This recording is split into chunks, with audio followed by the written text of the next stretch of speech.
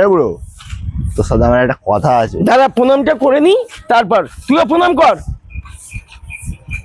হে বাবা ভোলানাথ, সবাই এর মঙ্গল করো। হে ভোলানাথ, সুমনের এবার বিয়েটা যাতে তাড়াতাড়ি হয় সেই আশীর্বাদ করো। এ ব্রো, তুই খুব ভালো রে, সবার মঙ্গল কামনা করছিস, আবার আমার বিয়ের কামনা করছিস।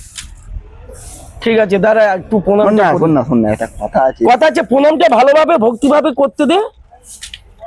হ্যাঁ বল, কি কথা? আরে তোকে যেটা দেবো বলেছিলাম এ মাসে, মানে আজকে দেওয়ার কথা হ্যাঁ ছিল। 500 টাকা। ওটা না, এ মাসে দিতে পারবো না রে, সামনের মাসে দেবো।